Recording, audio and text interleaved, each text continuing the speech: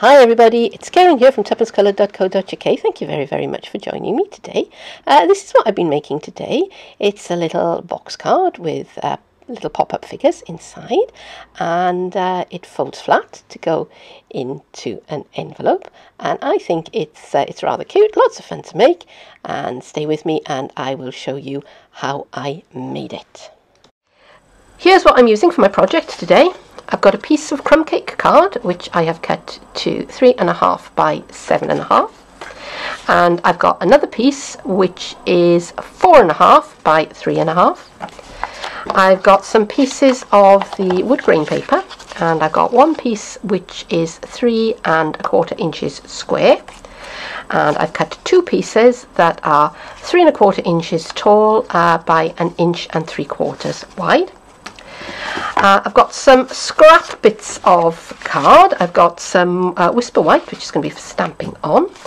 I've got a piece of crumb cake, and I've got some pieces in shades of blue and green. So I think these are Pool Party. That one is Bermuda Bay. I think is Emerald Envy, and I think that is Pacific Point. And I've also got a spare piece of crumb cake there.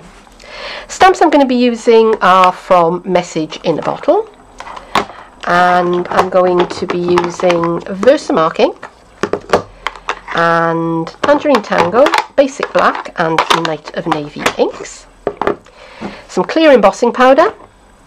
I've got my layering circles framelets, and I've got a 3/4 inch circle punch. I'm going to score my larger piece of crumb cake at 2 inches and at 5.5 inches, and the smaller piece I'm going to score at 1/2 inch and at 4 inches. I've burnished my score lines, so now I'm going to put these 3 panels of the wood grain paper onto the crumb cake card, and I think I'm going to use liquid adhesive for this. Snail would work just as well. Fast fuse would be brilliant, but the liquid adhesive is what I have handy.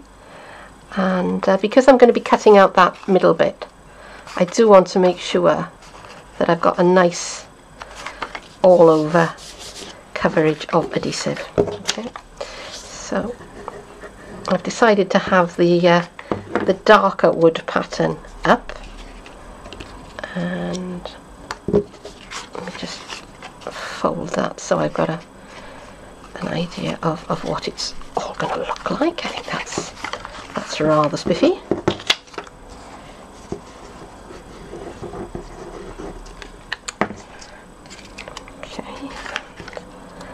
That one, which way should we put that one? Kind of like that, I think.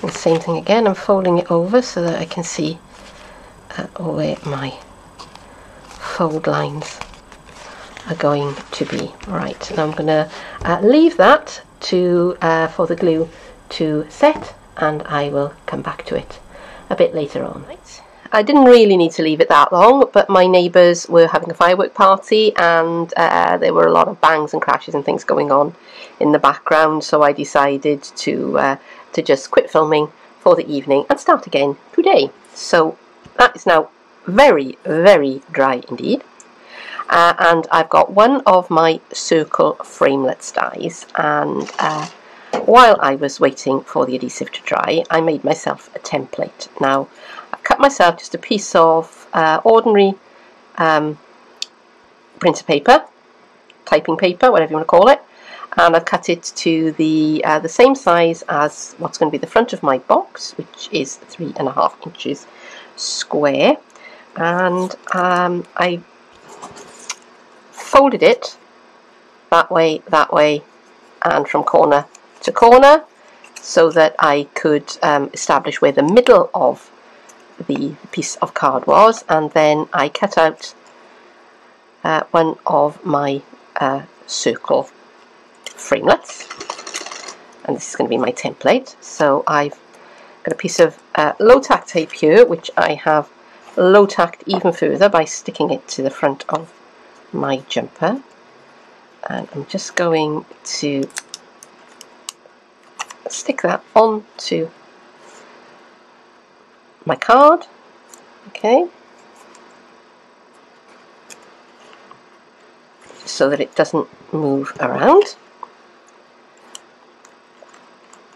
just like that. And then I can take my circle die and I can fit it back into the aperture, and you can just kind of feel where it catches the edge, and I'm going to run that through my big shot.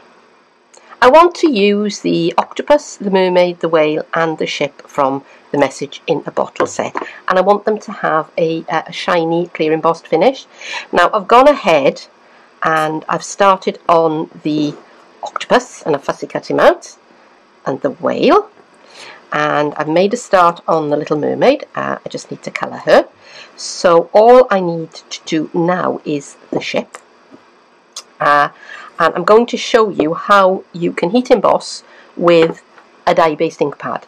Now, normally with a dye-based ink pad they dry too quickly and they don't hold embossing powder terribly well, but there is a way of getting around it, okay? And I'm going to show you what it is, because when I learned it I thought this was absolute magic. So I've got my Night of Navy ink pad ready, and I'm going to start by inking up my stamp, but with my Versamark. Okay, so I'm going to make sure that that has got a nice coat of Versamark, because what is going to happen is I'm going to next ink up with my Night of Navy. Okay, so when I put this down onto my my paper, the Versamark, which is up at the bottom at the moment, will be on the top. Okay, I may have caught a bit there. I'm not going to worry too much about it because I'm going to be fussy cutting this out. So I'm going to press that down onto my Whisper White card. I'm going to count 1, 2, 3, 4, 5 for the ink to transfer. I've got my mat underneath, and that has made quite a nice impression. So now for the moment of truth, let's see if it will take the embossing powder, and it will, as long as I cover all of it. Okay, and I'm going to heat that, turning the sound off for a moment while the heat gun comes on. Helps if I plug it in.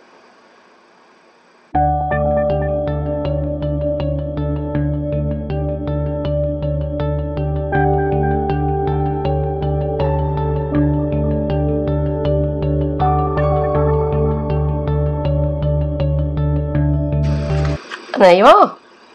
So all I need to do now is to fussy cut that out, and we'll be good to go. Right, I want to make some wave shapes. So to do that, I've got one of my pieces of card, and it's 4.5 inches wide. I've scored 1/2 inch from either end.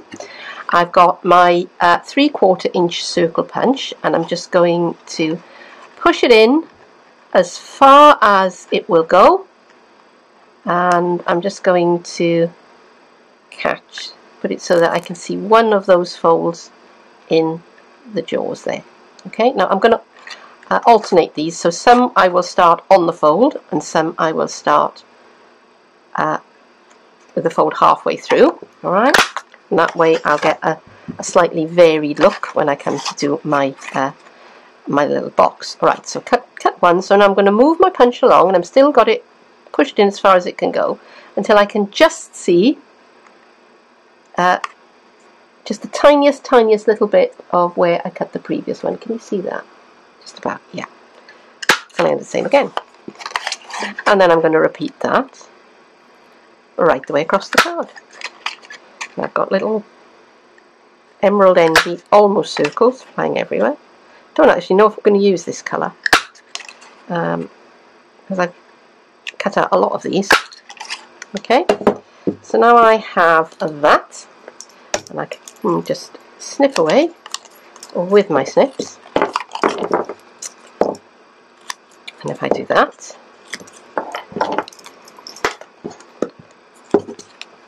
I have 2 lots of sea green waves to go into my my box card. Okay, so I've got all of the bits ready, so now I'm going to start putting it together.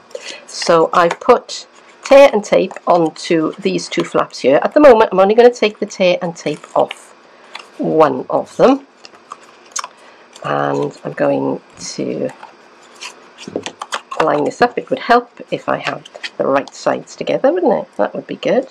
That's always an advantage. Okay, so I'm just going to line those up so that the corners are square and push that down. Okay, and then the end part I'll bring that piece around, but I'm not going to do that straight away because it's easier to decorate while it's flat. Now I've cut a piece of pool party card that is just under 3.5 inches square. Okay, it's probably about 3 and what would it be, 3 7/16 or something like that. Okay, just so that I've got room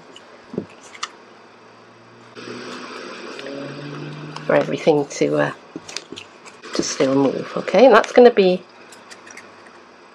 the background of what's my box. It's sort of like, the idea is that you're sort of looking out through a porthole of a ship. That's what was in my head when I was putting it together. Right, now I'm going to start thinking about how I'm going to layer up my flaps and what's going to go on where. Okay, so first of all, I know I'm going to put one of the pool party ones down at the front. Just sort of for the little mermaid to hide behind. So I'm just going to cut off those flat bits, and I'm just going to put some liquid adhesive on my piece here, and I'm just going to pop that in to place just like that. Okay, and my little mermaid is going to pop up just like that, popping out of the waves, because I want her to be at the front. Okay, so I'm going to decide what colour is going to go next. So let me see what would look nice. I could have that piece like that, and then the mermaid would pop up just like that. Or I could have that colour, and you know what, I think I like this colour better. And the reason why I'm choosing the colour now is because this is a piece of Bermuda Bay, and if I take my Bermuda Bay marker, I can colour in all the bits, and now she kind of blends into the background a little bit. Yeah.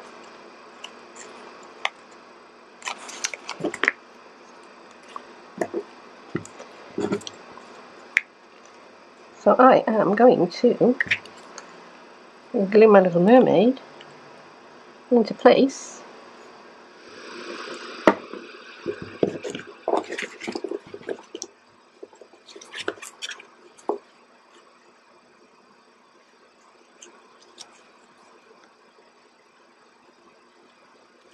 So I've got my little mermaid where I want her to be, and I've decided that I'm going to use these two pieces for the supporting struts. So I've got my tear and tape again on both edges, but again I'm only going to take off one edge at a time, and I want to position this just behind the first place. That isn't very straight, so put that kind of like that, So when I close it, there's a bit of space. You can see this, I hope you can see. So a little space for there. And my next piece, again, oops, have I taken the, no, I have taken the right piece off. Actually, I'm going to do that. That was a happy accident, folks, because I should have taken that piece off. But actually, if I do that, okay, can you see? It gives it just the spacing that I want. Alright, bring that piece around. You can start to see the effect that I want to get. Okay, so now I can start decorating up. Now I'm going to put my ship at the back.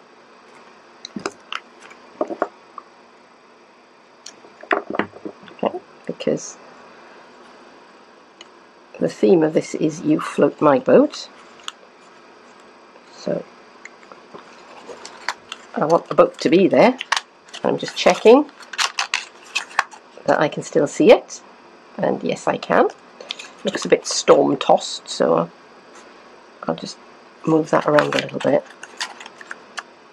Okay, and then I've got my happy little octopus here, and I've got my Dapper Denim pen. So I'm just going to, and because I've heat embossed him,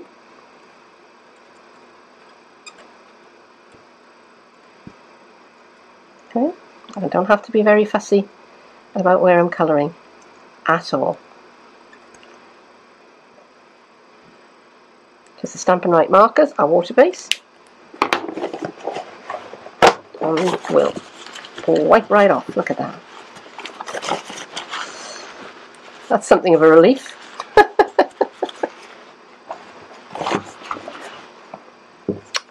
Okay. So where shall I put my octopus? I think I may actually pop him up on a.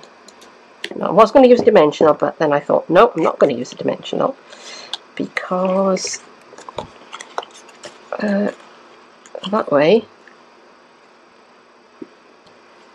my card will not fold completely flat, and the whole idea of this is that it folds flat. So let's put the octopus rocking and rolling that way, and last of all the blue whale, and where shall we put the blue whale? Where's it all going on with the blue whale? Let's have the blue whale over here with the ship. So I've stuck all my characters down where I want them to be, and now I can start assembling my card. I'm going to take off my the backing of my tape and bring those two together, because that's how they like to be, and then bring around the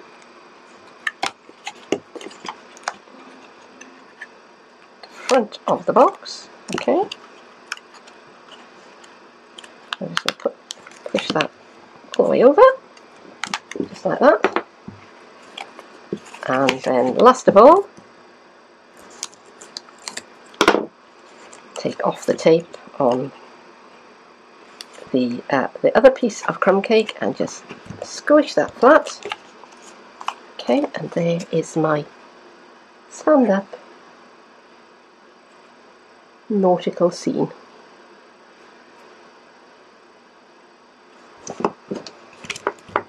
So to finish it off, I've got a frame of crumb cake, which I just cut out using two of the circle framelets, a little bit of liquid adhesive, and pop that around the edge there just to finish things off.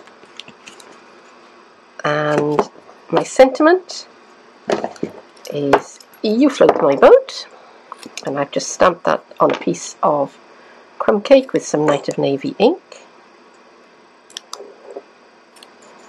And I should probably mention at this point that the octopus is in Tangerine Tango and the mermaid was stamped in Memento ink, and the blue whale of course was in Night of Navy.